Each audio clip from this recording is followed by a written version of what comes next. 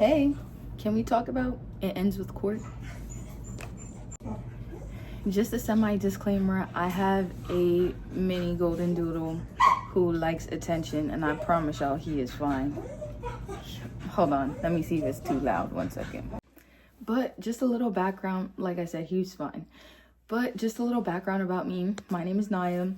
If you're here from TikTok, hey, hopefully it doesn't get banned. But I did YouTube before. I have like a vlog channel. Maybe I'll post it. I'm not 100% sure yet. But I watch a lot of TV. I watch a lot of movies. I read a lot of books. And I have nobody to talk about it with. Sometimes I do it on TikTok, but as y'all know, TikTok is probably gonna get banned. So I figured, why not talk about this on YouTube? Like, people want to hear about it. Well, I hope y'all do, but you're gonna hear about it anyway. So I figured I would start off in January. I'm a Capricorn. My birthday's in January. It's not my birthday yet, though. By the time I post this, it still probably won't even be my birthday. But if you've been following me on TikTok, you guys know that I do January. And it's just 31 days of content. Sometimes I do 15. It really just depends on what the vibes are. But let's get into what this video is actually about. So I'm sure everybody has seen the drama with It Ends With Us, hence the title It Ends in Court, with Justin Baldoni, the director, also starring in the movie as Raul Kincaid, and Blake Lively, who plays the main character Lily Bloom. But before we get into that, let's get into the book and the movie itself. I think I'm going to, and my handy dandy iPad is with me, because if I don't have my notes, then I'll just be rambling on and on and on. And you guys don't want to watch that, obviously. But I think I'm going to break this video up into a couple of different parts. Just one, giving you an overview if you don't know what the book It Ends With Us and or movie is about. Just some of the things that I liked, I didn't like, and yeah, I didn't really do, like I said, I did a couple of TikTok reviews and rants, like when different shows were coming out and stuff, but I actually did watch It Ends With Us when it came out in theaters. I went with my mom's book club because they really enjoyed the book. Me personally, I wasn't really a fan of the book per se. I felt like I'll get into why I wasn't really a fan of the book, but when it's a piece of media that I don't tend to be a fan of, I typically won't do a review on it, because like, I'm an artist. I'm sensitive about my stuff. So I can only imagine, as an author, then your work being turned into a film, like how sensitive you would be about that. So this review is not for Colleen Hoover, not for Colleen Hoover fans. No, if you just genuinely want to hear about the book and the movie, a little bit about the drama, then there's that. But if not, stick around. If you don't, click off the video, I guess. So like I said, we're going to be talking about It Ends With Us, the book and the movie. I will definitely differentiate when I'm talking about the book and when I'm talking about the movie. So It Ends With Us was published in 2016, and it was written by Colleen Hoover. She has a whole lot of drama in itself when it comes to her and her different writings. Like I said, I'm not really a fan of It Ends With Us nor the sequel. I can say the only I've read a few, because, you know, as typical book talk, like, people are hyping these books up, recommending them. And just a side disclaimer, like, I'm not saying that a book has to be perfect. I'm not saying that the writing has to be exceptional, phenomenal, best book you've ever seen in your life, because there's some books that I hold near and dear and true to my heart and are probably like some of the worst written stories known to man. But because the author is either really compelling or the story is really compelling, I put those things aside and enjoy the books that I enjoy. It Ends With Us is just so many things wrong with it. And like, Colleen is just very problematic. I can genuinely say the only book by her that I semi-enjoyed was Verity. And that's just because it's completely unhinged. Like I said, I did do reviews and stuff before, so I'll probably link my review to Verity. But that's the only one. Mind you, she has like an extensive catalog, so that should be very telling in itself. But don't take my opinion too much. Figure it out for yourself. But that's just me personally.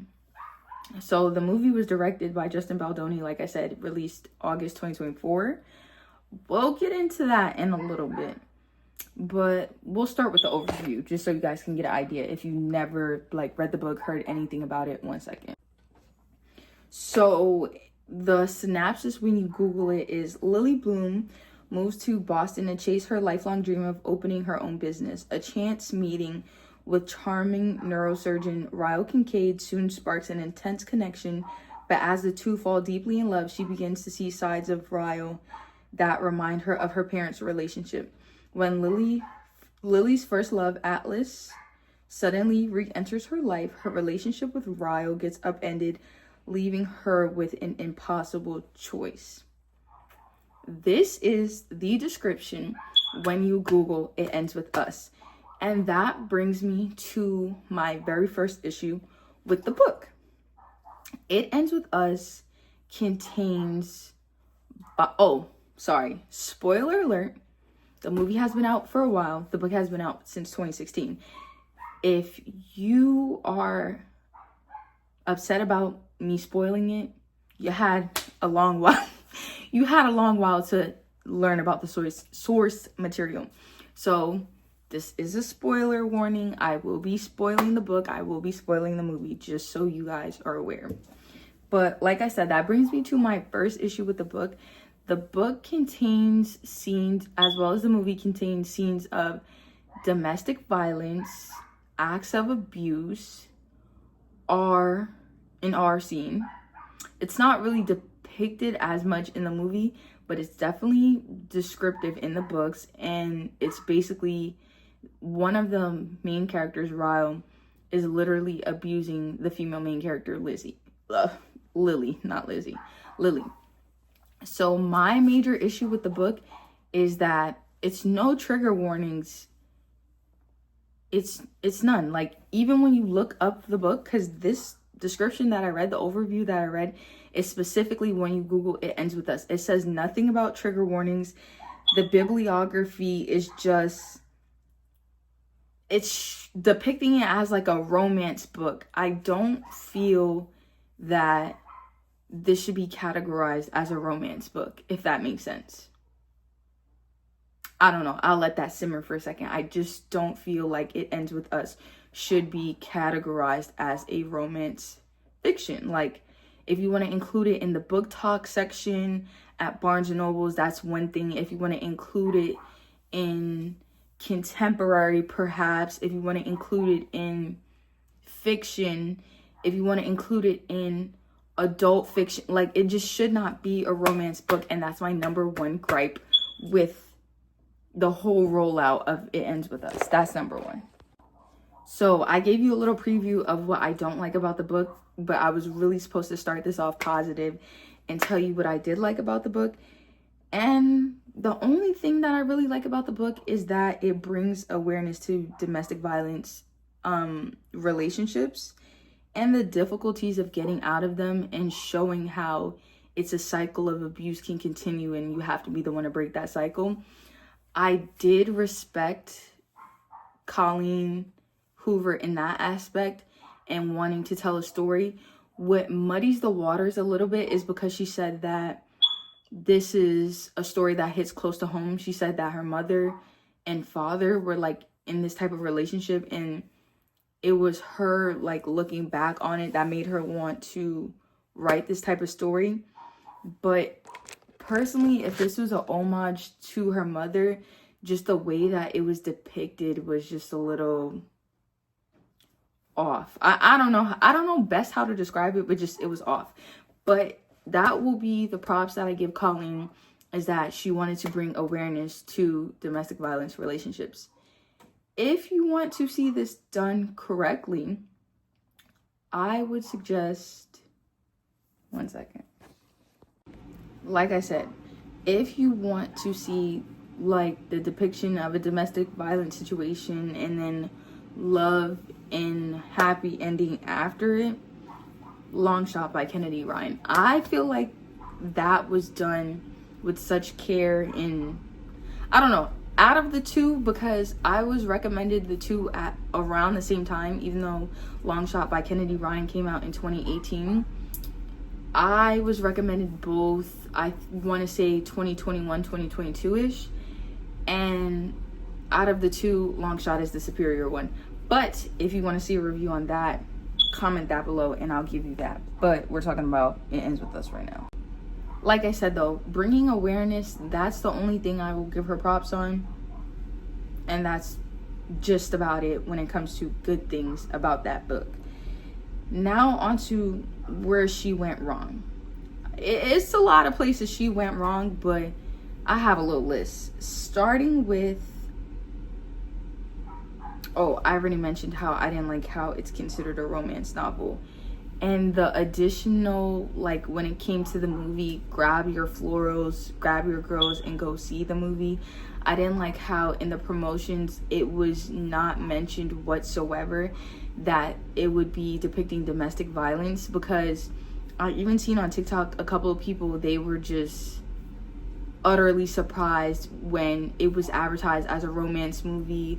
Oh, a feel-good, bring the girls to the movie theaters type film, girls night out, and then boom, you just start seeing the scenes of him abusing her. And for people who've been through domestic violence relationships, I'm sure that was a shocker and a slap in the face, thinking you're about to see a romance movie and then boom, you're triggered in the middle of a movie theater. Like, I just didn't appreciate that.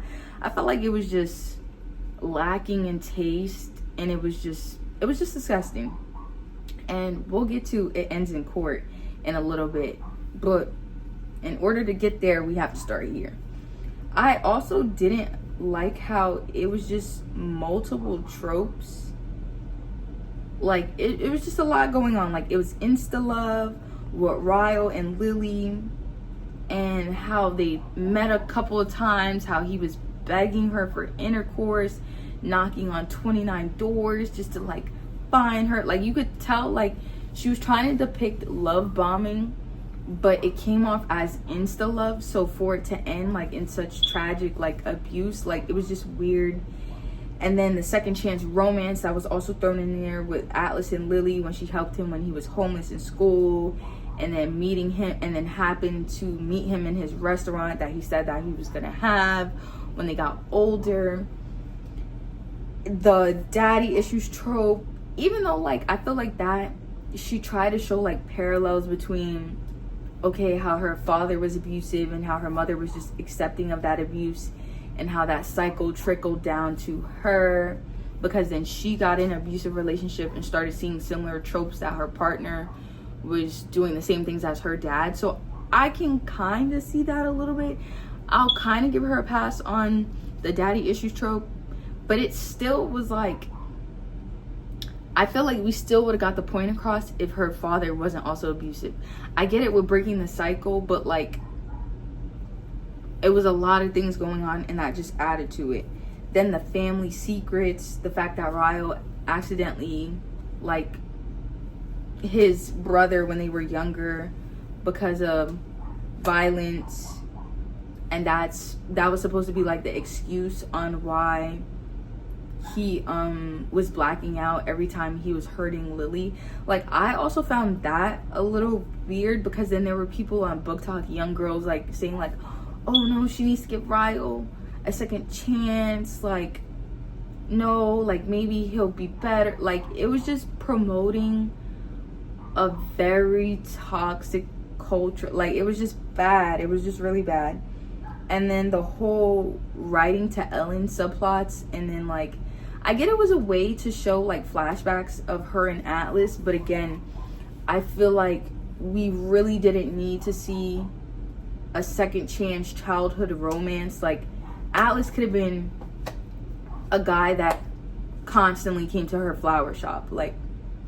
And then the whole Lily Bloom thing, and then has a flower shop. It was giving very 2015, 2014 Wattpad that made it to the big screen, and it was just like, I can't even disrespect Wattpad authors like that, because some of them was putting in real work, especially the ones where English was not their first language. They were putting in real work.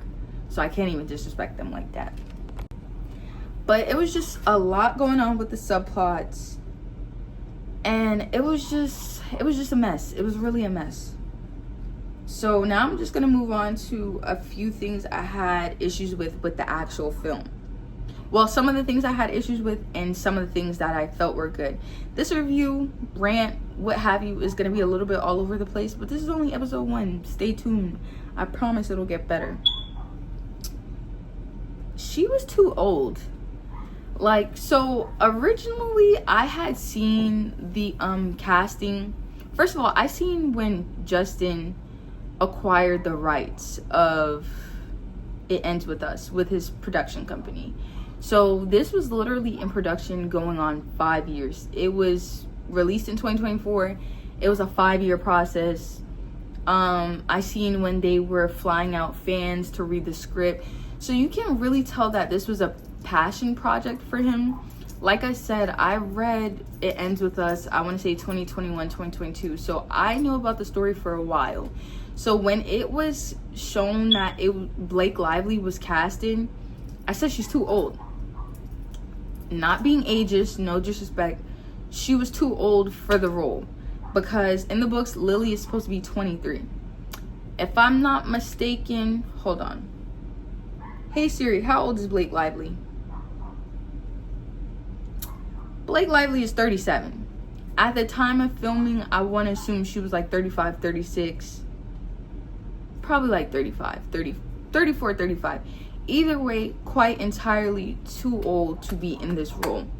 So that already messed up the story, and it was poor source material to begin with. Like it just made the story like worse, because the whole point of, as a reader, at least what I seen, giving Lily grace to keep going back to Ryle and having to learn from her mistake, and finally, once, spoiler alert, the surprise pregnancy.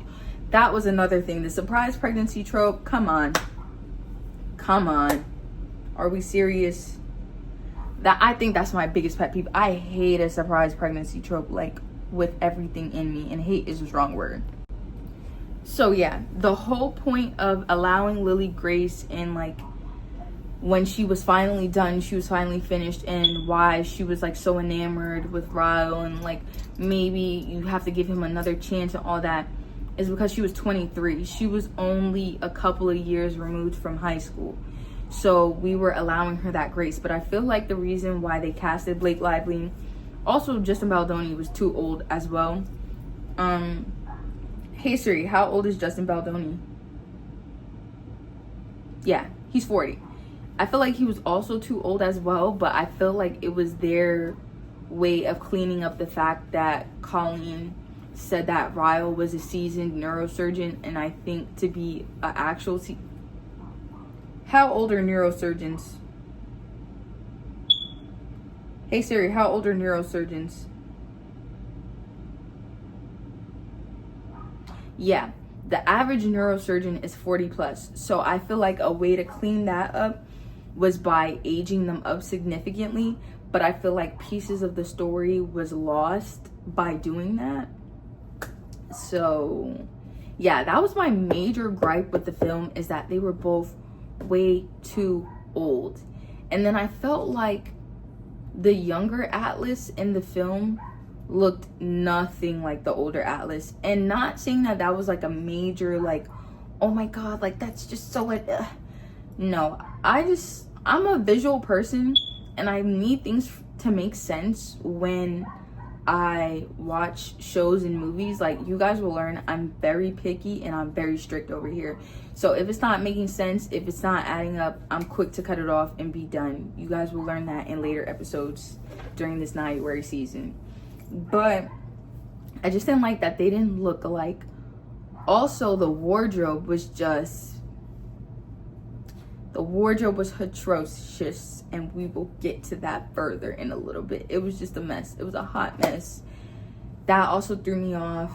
The fact that they changed it so Lily was wealthy in the movie, that really didn't make any sense, because the best friend, Alyssa, aka Ryle's sister, she was the one who basically had a wealthy husband, and she was just basically a wealthy stay-at-home wife who got bored and decided to get a job. So both of them having money kind of threw off that dynamic just a little bit, personally. That wasn't a major issue, but it was just like, why? It's like, did you guys even read the source material?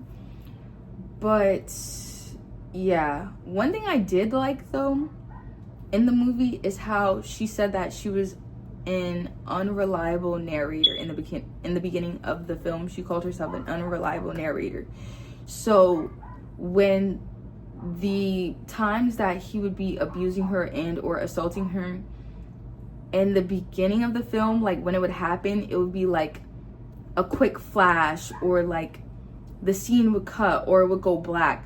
So it would make it seem like these are for people who didn't read the book beforehand. It would seem like, oh, well, maybe that didn't really happen, or maybe it really was an accident, or like it just showed her state of confusion as someone actively going through it, which I did appreciate, because then at the end, when it showed that like she wasn't lying, like this actually was happening, and it just showed it played like correctly, I think that was an interesting like way to do it, and it kind of added to like the storytelling of it all. So I did appreciate that part in the movie. I thought that was actually done really well.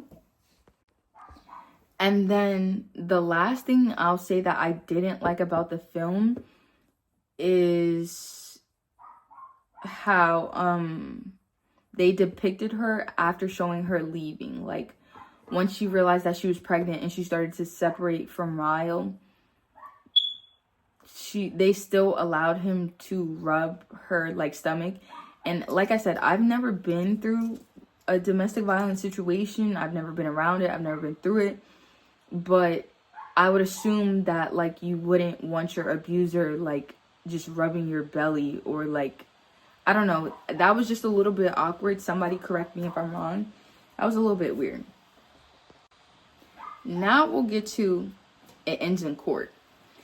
I'm not gonna really say, I'm not a neutral person. I feel like I know who I believe, but I'll leave it up to you guys who you guys want to believe.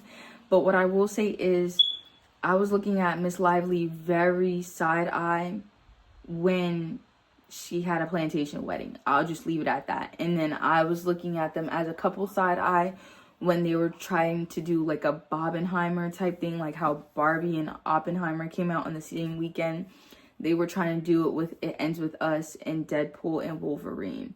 I'm just going to leave that information right there for you guys to simmer on.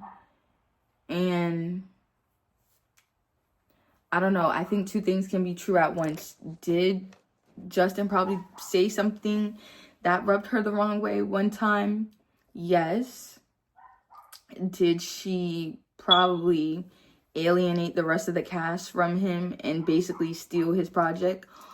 Also yes, because a lot of people skim over the fact that she says that Ryan Reynolds, her husband, wrote the rooftop scene.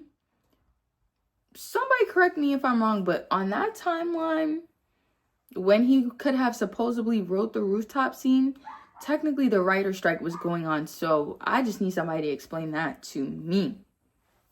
And basically what's happening is that she filed a lawsuit against Justin Baldoni and his company for workplace harassment, hostile work environment, and sexual harassment, if I'm not mistaken.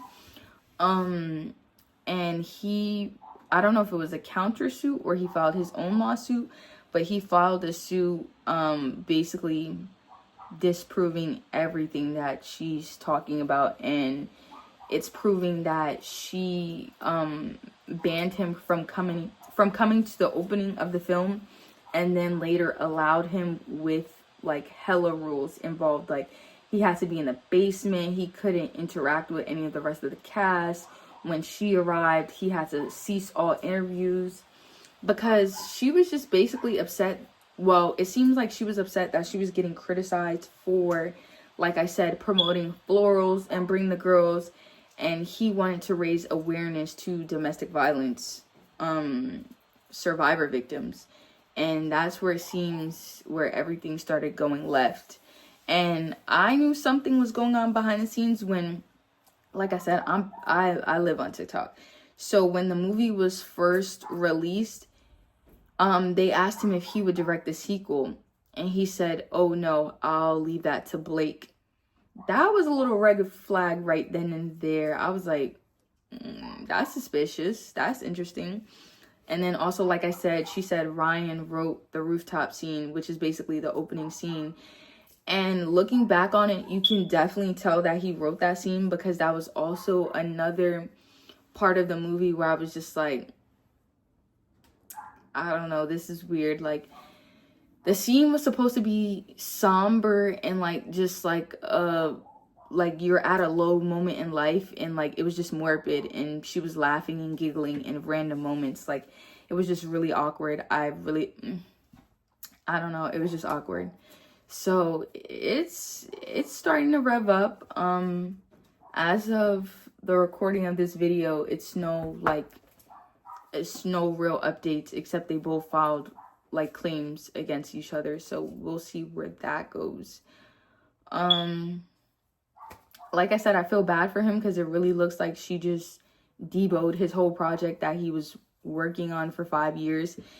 And like I said, I remember when they had flown fans out to LA to read like previous like scripts and make sure they were accurately depicting the movie the best way to pay homage to fans, I guess. Like I said, it wasn't that great of a source material to begin with, so the bar was already really low. But apparently the cut that we seen as a public audience was not even the director's cut. I feel like that's unprecedented and never heard of. I'm not a filmmaker, but as someone who's a film enthusiast, I've never heard anything of the sorts. I've never heard Martin Scorsese or Tim Burton or like just, I've never heard any director not being able to edit their film and that be the final cut that goes out into the public's eye. I've never heard anything like that. But that was this episode of Hey, Can We Talk About It Ends with Court. Yeah, I don't really know how I'm gonna end these, but let me know what you guys want to hear about next. Hopefully there's 14 other episodes to come.